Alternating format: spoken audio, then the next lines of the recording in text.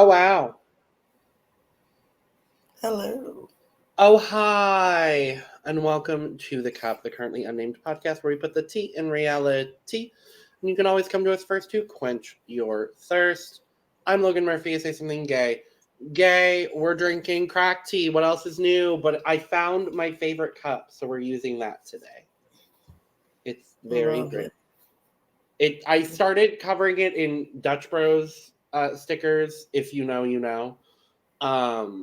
It's a coffee chain on the west coast of the United States of America. It's very good. But yeah, this one is the one it's the last bit of the one I've been drinking for about a week now. Strawberry dragon fruit lemonade. Lovely. It's been very good. Lovely. And I am your girl, Lana, your resident diva, here to give the tea, spill the tea, and drink the tea because you know I loves me some tea per. And actually, for the first time in cup history since I've gotten this amazing cup mug, I'm actually drinking tea Oh, in the good. teacup because my throat says you need tea. I have not recovered from Janet Jackson yet, as you all can You tell. sound better than you did a couple days ago. Like a couple days ago, actually, like it's still not there. And then myself went to choir rehearsal today, and so it just shot it right back away. But it's Mhm. okay. I'm here. I'm going to talk, and I got my mug, the cup mug, where you can always get it at lanagcreations.etsy.com. The link is down below and in the bio, in the description per. Mine is coming. It is Mm, currently in transit, kind of, and in I'm very excited. transit. Mm-hmm, mm-hmm, I mm-hmm, probably won't get it before I do some traveling, but whatever. mm-hmm. So full transparency, we're filming this a couple days later than we had originally planned, because we had to reschedule it from the time we originally planned, and then the rescheduled time did not work because Lana did not have a voice. Nothing. And nothing. And I didn't want to record alone, Mm, is no. honestly what it was. I had a couple busy days. I got sick, but y'all don't care about that. You care about Big Brother. So we're here. We're finishing out week 6. The Fatal Feast just happened. Santina was sadly evicted. And we got to do a whole new week in 2 episodes. So guess what? That's exactly what we did. Koozy's not the HOH anymore because who gives a flying fuck about that, apparently? Your HOH is just to start off the safety chain. Literally. But it's fine. This Wednesday episode, that Wednesday was jam-packed. We had an HOH, we had noms, and we had veto All at the all same in time. one episode. And I'm Mm-hmm. just like, Jesus Christ. So, yes, the Fatal Feast is over. It's done with. And later that same evening after the Fatal Feast, we got the HOH comp, Pick Your Poison. And I really enjoyed this HOH comp. I thought this was one of the most creative ones we've seen in a hot minute. Mm-hmm. Where every round, Kuzi was serving shots to everyone, and one of the shots was poison. Just something that tastes horrible, I apparently. Did they ever say exactly what it was? Mm-mm. I Mm-mm. assume they probably used like malic acid, is what I'm gonna assume, because it's just real bitter. Mm-hmm. I'm gonna assume that's what it was. So everyone takes a shot, and you have to guess who had the bad tasting one, based on like facial expressions and all of that. So if anybody guessed right, the person who got the poison was out. But if everybody guessed wrong, then the person with the poison, quote unquote, would pick who to eliminate. So, um, most of the people in this comp were not good. Not good at all. Hope goes out first, then Anika, then Ty, then Renee. And it comes down to Claudia, Shania, and Daniel. And Shania had them fooled. She was the only one to not get sussed out. And so obviously she's not going to eliminate her girly pop. So Daniel gets eliminated. Yeah. And then they go to a tiebreaker, which harkened back to the ball throwing HOH. HOH. Ty won? Dan won. Dan won. Dan. DJ Dan. That one. Yeah. Remember him? And so you have to, the answer was, or the question was how many total balls went into the targets without going over. And Shania guessed 520, which was a lovely guess. The answer was 615. Claudia wins with a guess of 613. I'm like, is that the closest anyone's ever come on a tiebreaker? I don't know. It was like, impressive though. So very impressive. Claudia is our HOH. I don't normally mention the Wendy's situation, but I had to mention the Wendy's situation today because one of my absolute faves and one of the most infamous players of BBCAN history, season 1's Topaz, was behind that little Wendy's window. And Lana, you know the story of Topaz, right? Because they say it every damn year. I do. The reason Gary didn't win season 1. But we still love Topaz. Obsessed. Yes. Would love to see Topaz back if they ever do a full All-Stars. I think she is primed to come back. I would love to see it. She was a pretty good game player. So maybe this time she'll vote for the correct people. And that's what she told Claudia to do, is vote for the right person. I mean, it's been 10 years. I'm glad that she's finally able to, like, laugh about it. Right. Because that probably plagued her for years. Just like, every time she sees Gary, I'm so sorry. But what I did love about this episode, though, was there was just not a whole lot of fluff.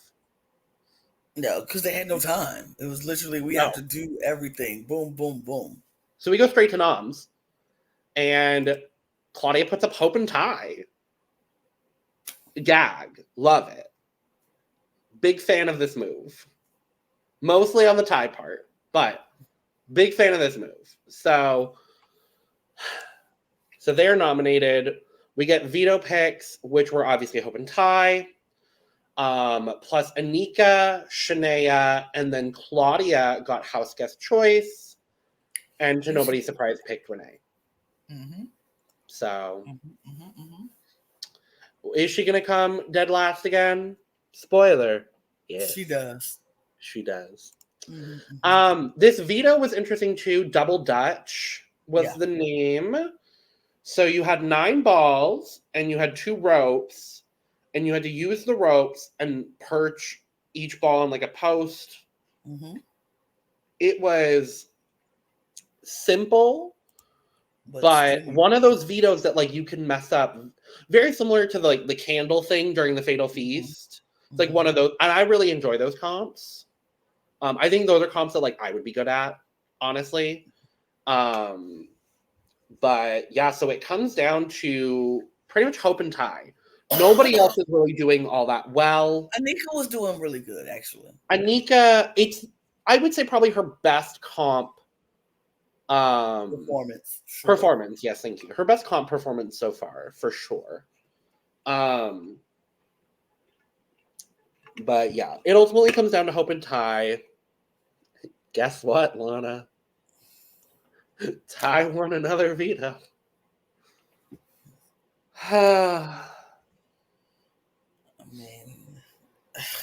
I mean, and it wasn't like it was no, like Hope just gave up. Like Hope was trying. It was that one last ball Yep. that literally took him. He couldn't get it. He just couldn't get that last ball on the post. I think he was there before Ty. He just couldn't get the ball on the post, Yep. which is heartbreaking because if you want to hope to win, that's very heartbreaking. Yeah. But Ty is just being Ty, and Ty is just doing the doggone thing when it comes to vetoes and these wins. It's like he said it himself. He was like, I am the comp beast of this season, and there's no lie in that. He is doing what needs to be done. And I wasn't even upset with how he reacted to winning the veto. He was like, put it around my neck. Give it to me. I'm like, you deserve it. You earned that. Like, I have gone on such a journey with Ty because, me like, too. obviously, we all remember the Zach era. We all remember that time. And Ty has not been the most perfect person in this game. In fact, he's far from it. I mean, yeah. I've come around, and I think a lot of it has to do with just the fact that he's a damn good player of this game. Mm-hmm. Strategically, physically, mentally, socially, like he is. I'm gonna even just dare to say he's one of the best players I think we've seen in a minute. He has taken the cards he was dealt with the first half of this game with that person's the quitters era, and he has taken that and used it for his advantage. He knows his place in this game. He knows the minute he slip up, he's out the door. He knows that. And he's still working with people. And this is the crazy part of it all. It's people who still want to work with Ty. And he knows who they are. And so he's sticking close by them and, working with them. But he's also playing for himself. Like he's not just depending on somebody else to win stuff or somebody else to keep him off the block. He is doing it himself. And when he can't do it himself, he makes sure he goes to those people who he know can do it and make it get done. Like Daniel had no reason to pull him off that block besides he wanted a bigger shield in the game. And Ty was like, I'll be that. I'll be that shield. I'll protect you when you need to be protected. And he made up that following week. He paid off in dividends for Daniel. Same thing with Claudia. Same thing with Kuzi. He knows the people, and he got people on each side that's going to work with him and fight for him when he don't have to fight himself. But then when the back is against the wall and he on his own, like this week, because Claudia was the one to put him up, who he thought he had on his side, he had to fight for himself, and he did just that. I was like, I'm coming around to. Is his character the best in this game? No, absolutely not. Has he said some foul things when it comes to talking to the women in this game and how he acted? Sure, sure, but you cannot deny that this man came in here to play this game, and he is playing for Ty. He don't let nobody get to him. But after the quitters era, he ain't been like, hey, take my ball. He ain't doing that no more because he's like that. Everybody ain't believing that. You ain't going nowhere. We know you ain't going nowhere. Whatever. Yeah. Now he's just playing, and he's like strategically he's finding his spot with people, and everybody's like, oh, we'll keep him around because he's a bigger target. Or when they like, no, we gotta get him out. He like, nah, you can't get me out. You're just not gonna do it. So I ain't that mad at Ty strategically, physically, socially. He's very much an all-around player. Not bad, Ty. Not bad. He is really like you said, Lana. He's kind of just the epitome of like exactly how I would want to play the middle of a game. Like you see both sides, you have connections on both sides, and you're Mm-hmm. able to do what you need to do in the moment to keep yourself safe when you have to. Like, Mm-hmm. I keep being more and more impressed with Ty and how he's Mm-hmm. playing this game. Mm-hmm. And If you just to think he almost walked. If he with wins after almost walking, walk,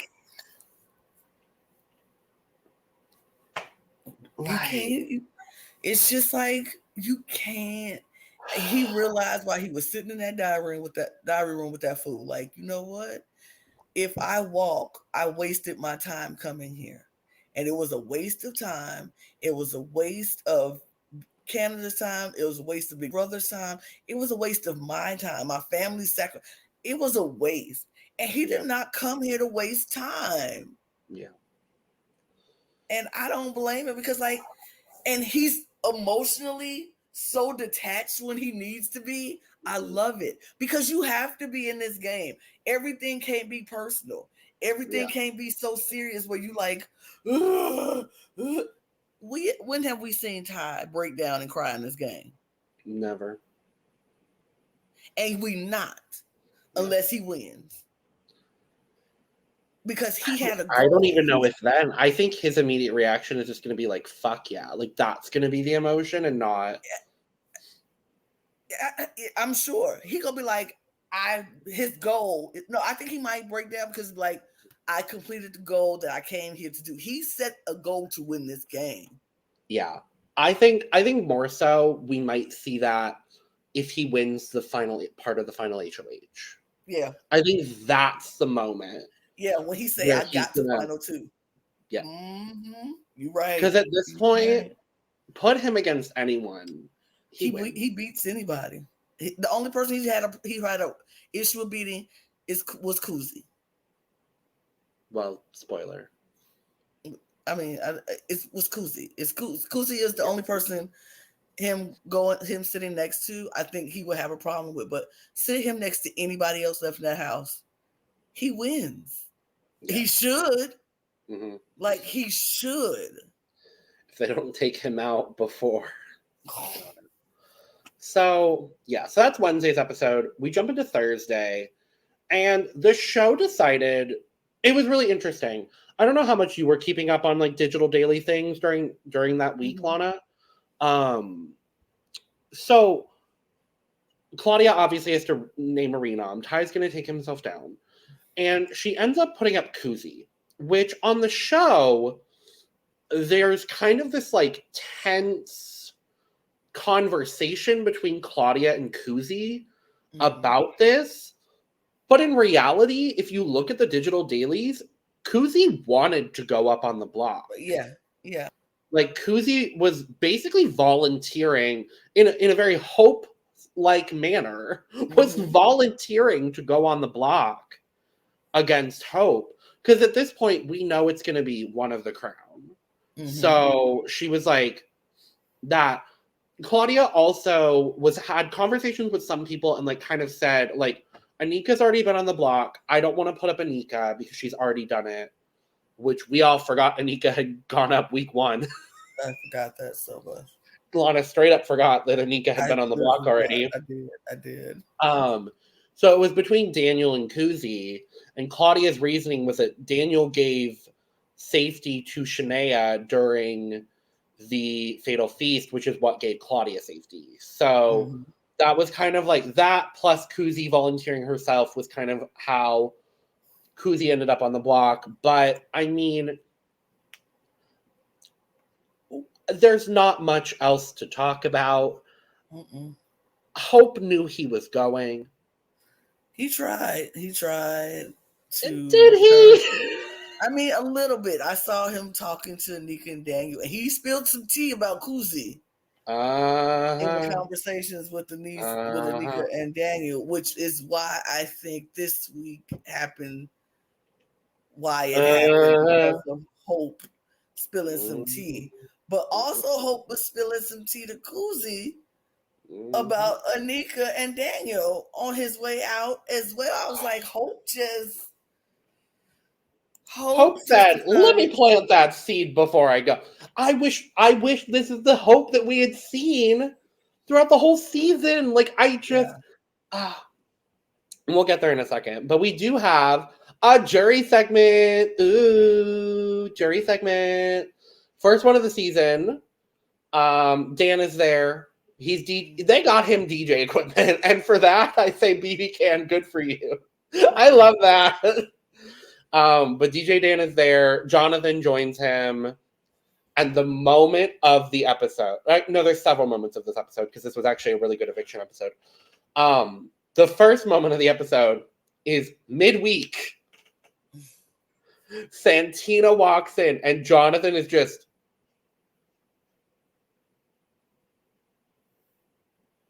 What? And I mean, we were all that way. Yeah. Because it wasn't supposed to be this way. And then Dan finds out that Santina was the secret HOH that took him out. Mm-hmm. But now they're all in jury together. Who cares? Yes, we all love each other now. So we go to the eviction. It's 4-1. Hope gets evicted. Ty was the only person to not vote for Hope. Ty? Jury management. Like, management. He is smart. This man is like, where's the house going? I'm going to do the opposite. So the person who's going home will know that I voted for them to stay. And when you get in jury, remember me. You're going to remember that, yeah. I did love as well. They had this choreographed dance that they did. Yeah, they've been practicing throughout the all week. They were practicing that all week, which I loved. I loved that they got to do it. And then Hope was like, he was just such a good spirit. And just, Hope is very unique as a player in Big Brother. Is he the greatest player of all time? Absolutely not. Absolutely not. Absolutely not. But is he one of the most joyful people who we had on the show? Yes. Him and Jonathan, truly. They were just like their relationship. I love that duo. I want them to come back on a duo season and be together. Like, could you imagine? Could you imagine? Oh my God. Okay, wait. Okay, slight tangent. We're going to cast a duo season right now. Okay, Hope and Jonathan. Okay, I know we don't like him. No, I'm not even going to include him. Betty and Summer. Ooh, yeah. Or, honest to God, any combination of Betty, oh, wait, no. Just Betty and Summer. I was going to say, the other part of that, maybe, but she said some problematic shit yesterday. I don't want Betty and Summer. Betty and Summer. Mm-hmm. Who do I want? I want Erica there, but I don't know who to duo her with. Them and Ika. Dimitri and Ika. Of course. No. Ika and Dre. Ika and Dre. I need them and Ika. Okay. Just for me. That's just a big old target, though. They're both going to go early. It's huge. I mean, Ika with anybody is going early. Because you're not wrong. I would love, speaking of season 2, I would love Sabrina and Rochelle. Wait. Braden and Austin. Yes, Braden and Austin. Absolutely. I loved them. I thought they were adorable. Or Braden and Spicy Braden and Ty. Or Braden and Spicy. Or Braden and Ty, which would be great. Because I thought towards the end they were great. They were great together. Kenny and Sarah from season 2. Mm-hmm. I want to look at Kenny, quite frankly. Wait, Kenny was the one, the gay one that acted like he wasn't gay. The lumberjack guy. Oh, with the glasses and the. Yeah, he looks like me, but like half my size. I don't like him. That's fair. Gary and Topaz.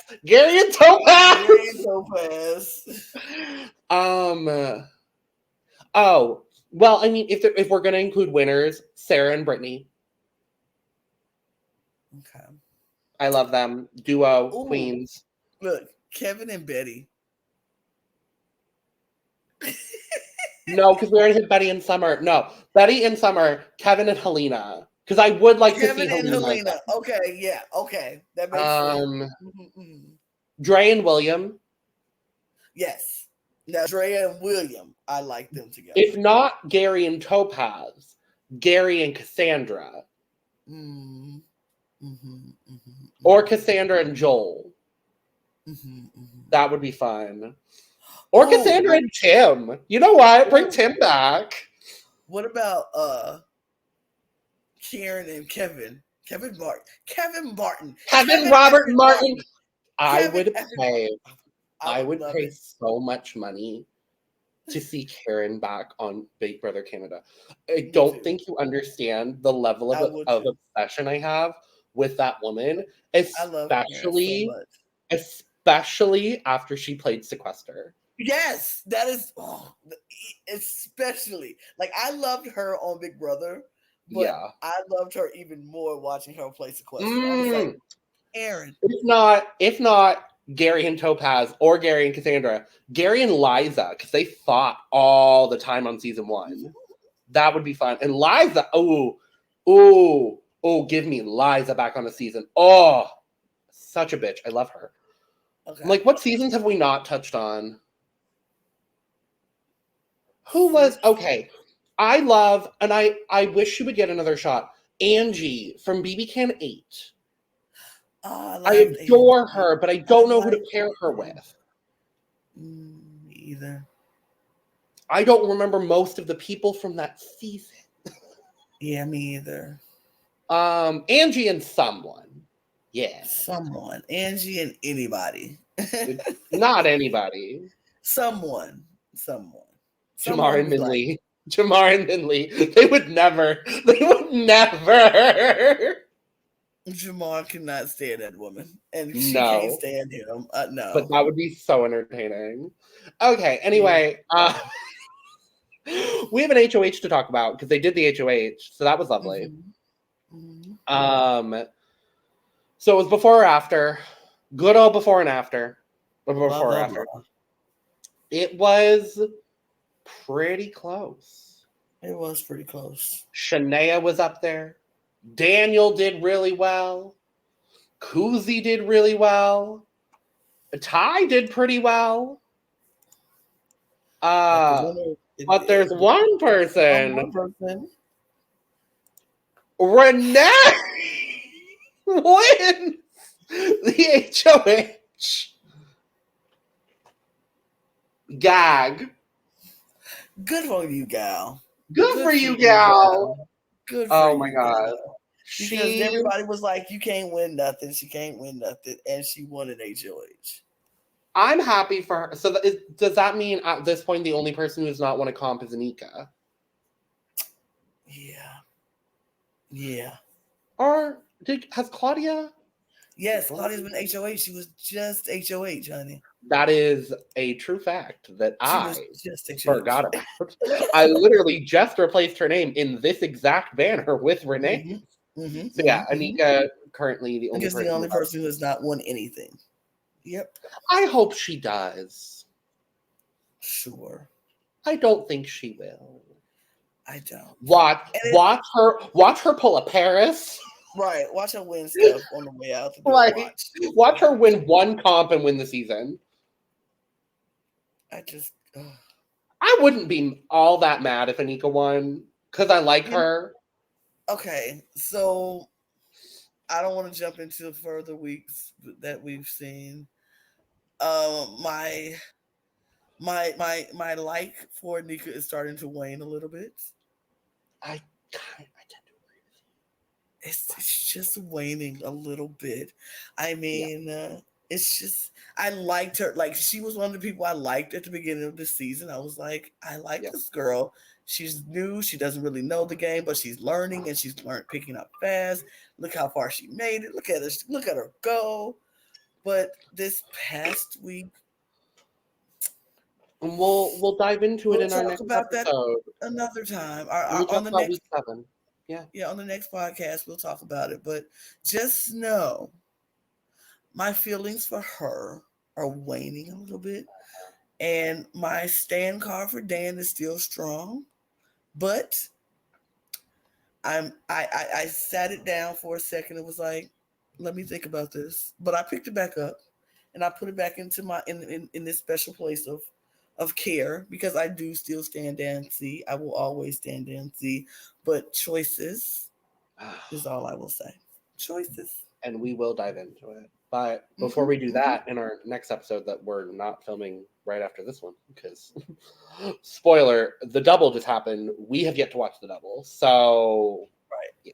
But that we find out two very important pieces of information, one of which is the fact that there is a double eviction next week.